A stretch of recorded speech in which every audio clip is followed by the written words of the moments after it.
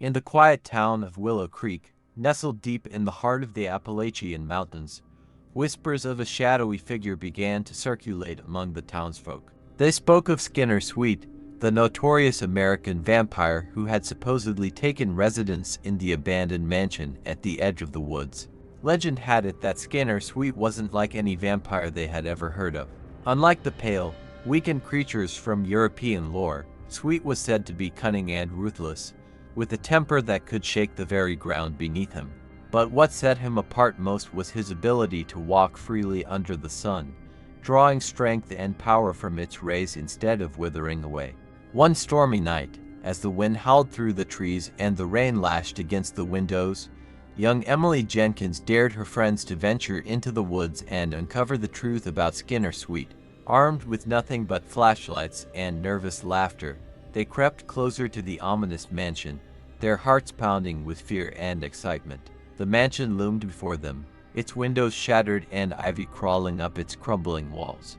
Lightning flashed, briefly illuminating a figure standing on the porch, a tall, imposing silhouette with piercing eyes that seemed to glow in the darkness. It was Skinner Sweet himself, watching them with a predatory gaze that sent chills down their spines.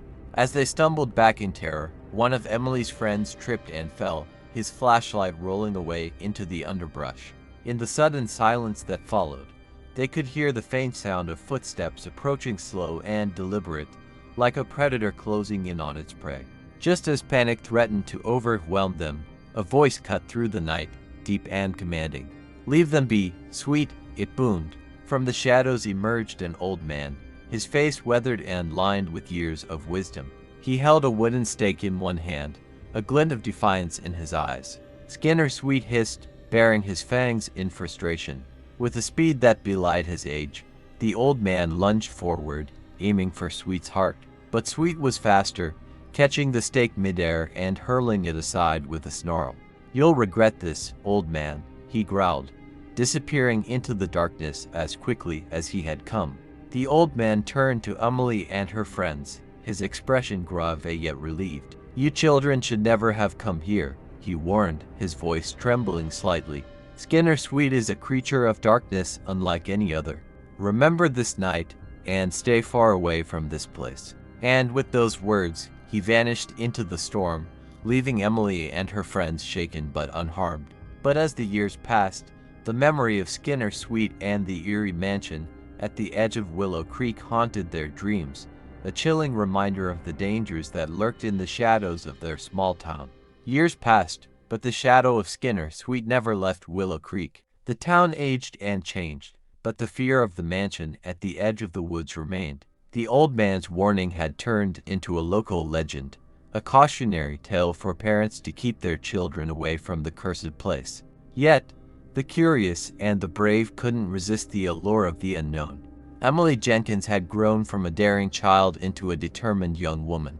The encounter with Skinner Sweet had left an indelible mark on her, driving her to learn everything she could about vampires, folklore, and the mysterious old man who had saved them that night. She spent countless hours poring over ancient texts and speaking with anyone who had stories to tell about the supernatural. One day, while sifting through the dusty archives of the town library, Emily stumbled upon a faded, leather-bound journal. It belonged to a man named Josiah Blackwood, an ancestor of the old man who had saved them. The journal detailed encounters with Skinner Sweet, revealing secrets about his origins and the true extent of his powers. Emily's heart raced as she read about Sweet's transformation into a vampire, how he was once a notorious outlaw, ambushed and turned by a vampire in the Wild West. The journal spoke of a hidden weakness, a way to defeat him, but the crucial page had been torn out. Determined to uncover the missing piece, Emily sought out the descendants of Josiah Blackwood. She found herself at the doorstep of an elderly woman named Martha Blackwood, who lived alone in a secluded cabin deep in the woods. Martha was wary at first, but Emily's earnestness won her over. She revealed that her family had long guarded the secret of Sweet's weakness, but it was too dangerous to share openly. "Sweet draws power from the sun, making him nearly invincible," Martha explained. "But there's a relic, an artifact from his human life, that can drain his strength. It's hidden in the mansion. protected by dark magic. Emily's mind raced with possibilities. The mansion held the key to defeating Sweet, but it was also his stronghold. She would need help, and she knew just where to find it. She reached out to her old friends, those who had stood by her side that stormy night. Despite their initial reluctance, they couldn't ignore the bond they shared or the unfinished business with Skinner Sweet.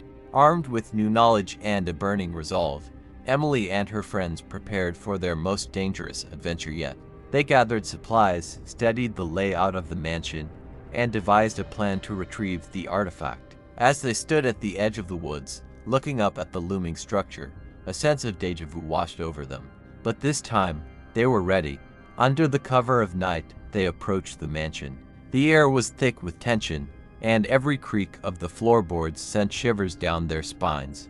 As they navigated the labyrinthine hallways, they found themselves face to face with the horrors that lay within traps, spectral guardians, and echoes of Sweet's victims. Finally, they reached a hidden chamber deep within the mansion. At its center stood a pedestal, upon which rested an ornate, sun-shaped amulet, the relic. But as Emily reached for it, the room darkened, and a cold, menacing laugh echoed around them. "Did you really think you could steal from me?" Skinner Sweet's voice oozed from the shadows. He stepped into the dim light, his eyes glowing with a predatory gleam. "You should have stayed away, little Emily." A tense standoff ensued, with Sweet taunting them and Emily's friends forming a protective circle around her. With a surge of courage, Emily grabbed the amulet, feeling its power course through her veins. Sweet lunged at them, but the amulet's light flared, forcing him back with a snarl of pain. "This isn't over," he hissed, retreating into the darkness.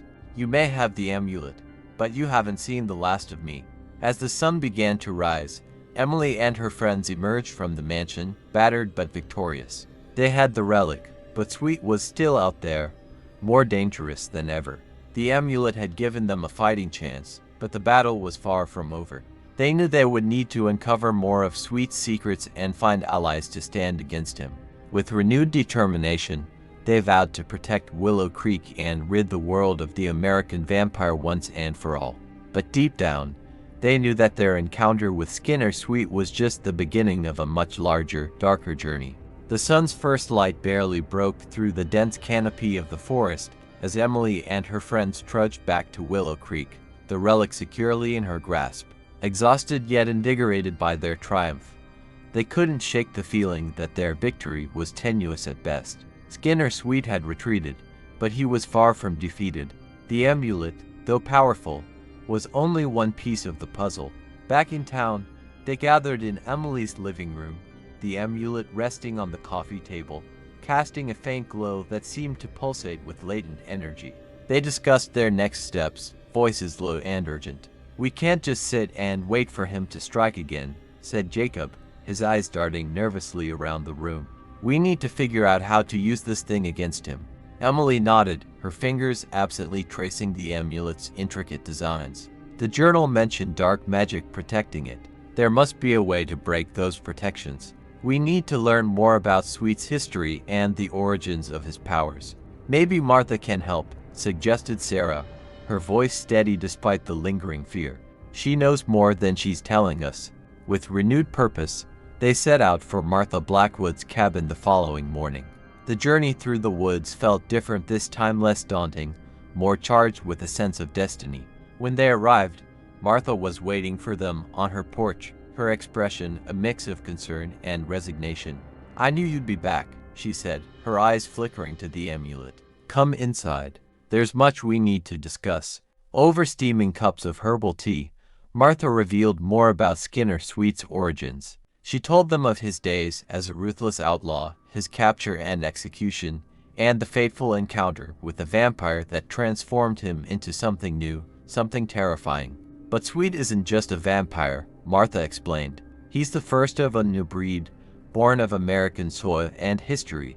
The relic you hold is powerful, but it alone won't stop him. There's a ritual, an ancient rite that binds his essence to the land. You must perform it at the place of his transformation." Emily's mind raced. Where is that? Where did he become? What he is? Martha's gaze turned somber. "A ghost town in the desert, long abandoned. a place called Ironwood. It's where he was buried, and where he rose again. The group exchanged uneasy glances. A journey to Ironwood meant venturing far from the relative safety of Willow Creek, into a landscape that might be even more treacherous. But they knew they had no choice. Preparations for the journey were hurried but thorough. They gathered supplies, consulted maps, and armed themselves with everything they could think of to combat the supernatural. Emily felt a heavy weight of responsibility, not just for her friends, but for the entire town. She couldn't shake the feeling that they were heading into the lion's den. As they set off, the townsfolk watched them go with a mixture of hope and fear. News of their mission had spread, and while some were skeptical, others saw them as the town's best chance for survival. The road to Ironwood was long and arduous, winding through desolate landscapes and forgotten towns. Along the way, they encountered signs of Skinner Sweet's influence and natural shadows, eerie whispers on the wind, and unsettling visions that tested their resolve. One night, as they camped under the stars, Jacob woke with a start, drenched in cold sweat. "I saw him," he gasped, eyes wide with terror. "In my dream. He knows we're coming. He's waiting for us." Emily tried to comfort him, but a chill settled over the group. Sweet's presence was everywhere, a constant reminder of the danger they faced. As they neared Ironwood, the landscape grew even more barren, the air thick with a sense of foreboding. Finally, they arrived at the outskirts of the ghost town. Ironwood was a haunting sight: decaying buildings, rusted signs, and a palpable air of desolation. They set up camp on the edge of town, nerves on edge as they prepared for the ritual. Martha's instructions were clear but daunting. They needed to find the exact spot of Sweet's transformation and perform the ritual at dawn, when his powers were weakest. As they ventured into the heart of Ironwood, the air grew colder, and an oppressive silence settled over them. In the center of town stood an old saloon, its doors hanging askew, windows shattered. Inside, they found remnants of a bygone era: dust-covered bottles, broken furniture, and an eerie stillness. Emily felt a strange pull, leading her to the basement, where she discovered a hidden chamber. "This is it," she whispered, feeling a surge of both dread and determination. "This is where it happened." As dawn approached, they arranged the amulet and prepared to begin the ritual. But just as Emily started to speak the incantation, a chilling laugh echoed through the chamber. Skinner Sweet emerged from the shadows, his eyes gleaming with malice. "You really think you can stop me?" he sneered, his voice dripping with contempt. "You're braver than I thought. Or maybe just more foolish." Emily stood her ground, holding the amulet tightly. "We will stop you, Sweet. You won't terrorize Willow Creek or anyone else ever again." A fierce battle ensued, with Sweet using every ounce of his supernatural strength to thwart them. But Emily and her friends fought with a determination born of desperation and hope. As the first rays of sunlight pierced the chamber, the amulet's light intensified, forcing Sweet to his knees. Emily seized the moment, reciting the final words of the incantation. The amulet glowed brighter, and a powerful force seemed to envelop Sweet, binding him to the spot. He roared in fury, his form flickering as the ritual took hold. "This isn't over," he spat, his voice echoing as he was pulled into the amulet's light. "I will return. You can't stop me forever." With a final burst of energy, the ritual completed, and Sweet vanished, his presence dissipating into the air. The amulet lay on the ground, its glow fading. Exhausted but victorious, Emily and her friends emerged from the saloon, the sun rising over Ironwood. They had done it for now, but Sweet's parting words lingered in their minds, a reminder that their battle was far from over. As they made their way back to Willow Creek, they vowed to remain vigilant, knowing that the threat of Skinner Sweet would never truly be gone. The town would be safe, for now, but the shadows would always loom, and the fight against the darkness would continue. The journey back to Willow Creek was filled with a mixture of relief and lingering unease. The town greeted Emily and her friends as heroes, but the sense of finality was elusive. Skinner Sweet's warning echoed in their minds, and they knew vigilance was their best defense. Days turned into weeks, and the town slowly returned to its routine. Yet, Emily couldn't shake the feeling that they had only delayed the inevitable. She delved deeper into her research, determined to find a permanent solution.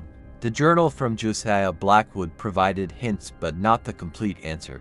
One evening, Martha Blackwood visited Emily, bringing with her an ancient book, bound in leather and inscribed with arcane symbols. "This has been in my family for generations," she said, placing the heavy tome on the table.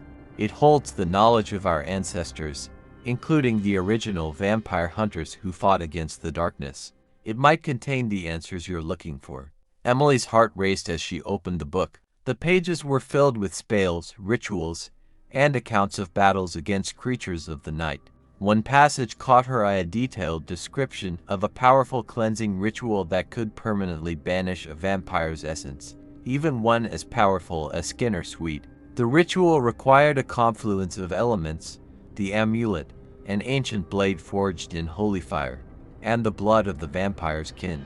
Emily knew that Sweet had no living relatives, but the journal hinted at an alternative using the blood of a direct descendant of those who had created him.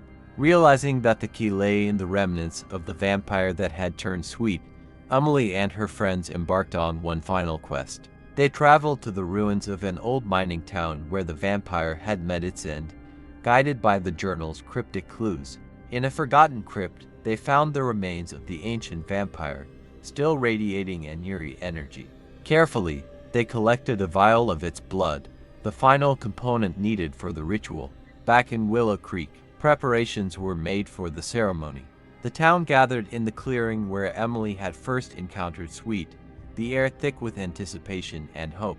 As the sun set, casting long shadows across the ground, Emily began the ritual, her voice steady and clear.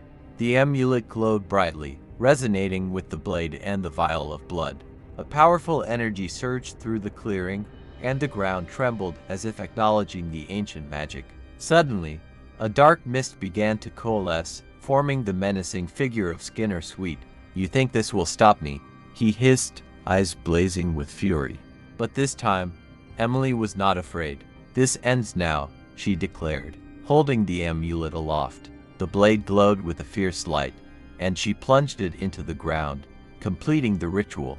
The amulet's light intensified, enveloping Sweet in a blinding radiance. He screamed, a sound that echoed through the clearing, before his form shattered into a million shards of darkness that dissipated into the night. The energy from the ritual subsided, and a profound silence fell over the crowd. It was over. The threat of Skinner Sweet had been vanquished for good. The town erupted in cheers, the tension of years finally lifting. Emily and her friends embraced, tears of relief and joy streaming down their faces. Martha approached, her eyes glistening with pride. "You did it, Emily. You saved us all." In the days that followed, Willow Creek flourished. The mansion at the edge of the woods was reclaimed by nature, its dark history fading into legend. Emily continued her studies, determined to protect her town from any future threats. But for now, peace reigned. The shadow of Skinner Sweet was gone, and a sense of normalcy returned to Willow Creek. Emily and her friends had faced the darkness and emerged victorious, their bond stronger than ever. And as the sun set over the Appalachian Mountains, casting a golden glow over the town, Emily knew that they had not only defeated a great evil but had also forged a legacy of courage and hope that would endure for generations to come.